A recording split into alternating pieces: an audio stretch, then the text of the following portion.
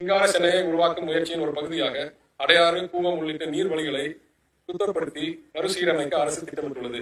இந்த முயற்சிகளின் முதல் கட்டமாக 44 கிலோமீட்டர் நீளமுள்ள அடையாறு ஆற்றில் மறுசீரமைப்பு பணிகள் மேற்கொள்ளப்படும். இத்திட்டத்தின் கழிவு நீர் ஆற்றில் கலப்பதை தடுத்தல், கழிவுநீர் சுத்திகரிப்பு நிலையங்கள் சுவேஜ் ட்ரீட்மெண்ட் பிளான்ஸ் அமைத்தல் போன்ற ஆற்றை தூய்மைப்படுத்தும் பணிகள் மேற்கொள்ளப்படும். மேலும் எழில்கொஞ்சும் பூங்காக்கள், பசுமை நடைபாதைகள், திறந்தவெளி உடற்பயிற்சி கூடங்கள், தரமான அருந்தகங்கள் போன்ற கண்கவர பொழுதுபோக்கு அம்சங்கள் அடையாறு ஆற்றங்கரையில் அலங்கரிக்கும். இத்திட்டம் அரசு தனியார் பங்களிப்புடன் ஏறத்தாழ 1500 கோடி ரூபாய் செலவில் செயல்படுத்தப்படும்.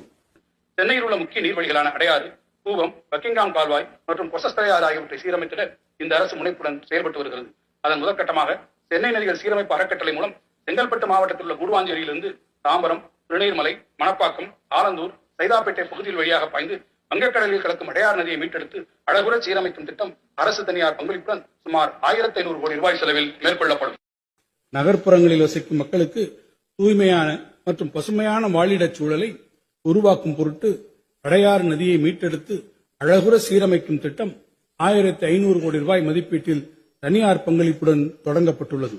30 மாத காலத்திற்குள் பணி நிறைவடையக்கூடிய வகையில் இந்த திட்டத்தின் முதல் கட்டமாக சைதாப்பேட்டை முதல் திருவிக பாலம் வரையிலான பணிகளுக்கு முன்னுரிமை அளிக்கப்பட்டு 15 மாதங்களுக்குள் இப்பணிகள் முடிக்கப்படும். பாவீங்களா, 2023 இன்னைய வரையுமாடா அந்த அடையாறு 1500 கோடியில் தூர் வாரிட்டு இருக்கீங்க. ஆட்சி காலம் முடியுதா இல்லையா? எங்களோட ஆயுட்காலம் முடிஞ்சிடும் பொழுது இந்த அடையாறு நல்லபடியாக பார்க்கலான்னு பார்த்தா இன்னும் எத்தனை ஆயிரம் கோடிக்கு இன்னும் அது டெண்டர் ஒதுக்க போகிறீங்க. அதை என்றைக்கு சுத்தப்படுத்த போகிறீங்க? முதல்ல தண்ணி நிறுத்தத்துக்கு துப்பு இல்லை, இதுக்கு 1500 கோடி வர தேவையா?